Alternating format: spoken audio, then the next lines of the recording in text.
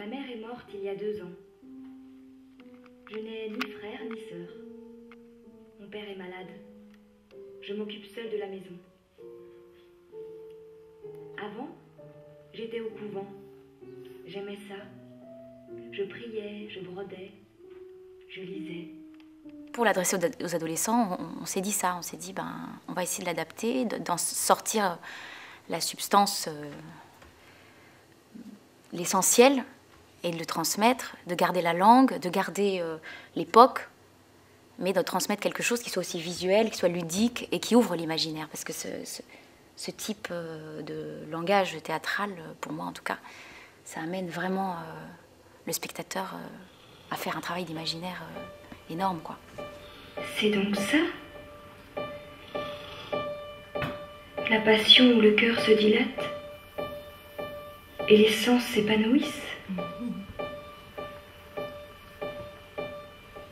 C'est donc ça?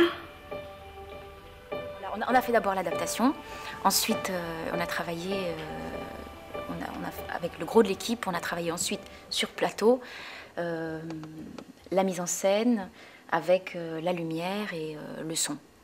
Voilà. Petit à petit, la bande sonore et le travail de voix off est devenu très important. Et donc ça s'est devenu clair à un moment donné que moi je n'étais que narratrice dans cette histoire. Ici, tout ce qui l'entoure l'ennuie. La campagne l'ennuie.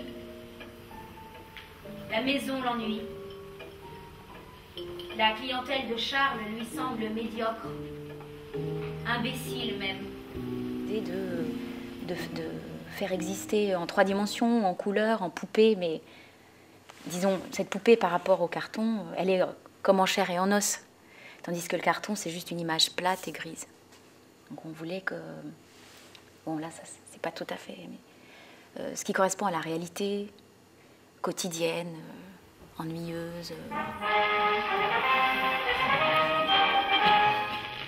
Rodolphe Boulanger, propriétaire du domaine de la Huchette et grand amateur de femmes.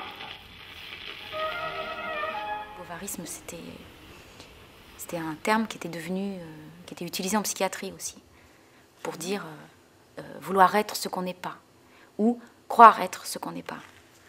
Donc, la désillusion par rapport au réel, qui est forcément vécue comme hyper violent, et donc la dépression, et donc la fuite dans les fantasmes.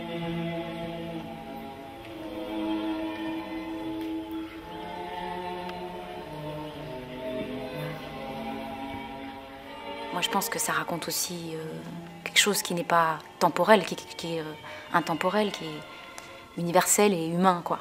Le bovarisme, l'ennui, la possibilité de rêver une autre vie, d'être déçu de sa propre vie, de ne pas avoir les outils parce que l'éducation ne nous l'a pas offert, ne nous l'a pas proposé, de réfléchir par soi-même, de forger sa vie, d'être spectateur de sa vie et puis toujours rêver autre chose, d'être déçu, de déprimer, d'être dans la dépression. Enfin, tout ça, c'est pas non plus qu'une histoire de petite bourgeoise, c'est quelque chose qui peut appartenir à tout le monde. Maître Guillaumin, je suis perdue.